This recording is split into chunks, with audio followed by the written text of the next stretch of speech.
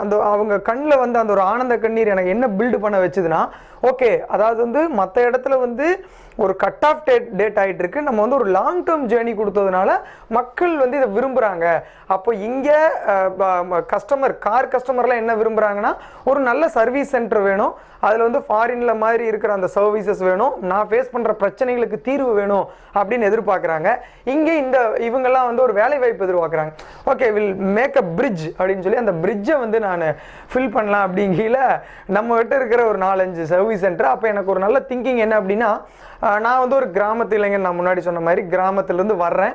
நான் ஒரு எங்கள் அப்பா வந்து ஒரு விவசாயி. அப்புறம் விவசாயம் முடித்து ஒரு நார்மல் பேக்ரவுண்டில் இருக்கிற நானே ஒரு 5-6 சென்டர் வச்சு ஒரு 120 பேர் வச்சு இத்தனை பேர்த்துக்கு தொழில் வேலை வாய்ப்பு கொடுக்குறேன், நல்ல சர்வீஸ் கொடுத்துட்ருக்கேன்.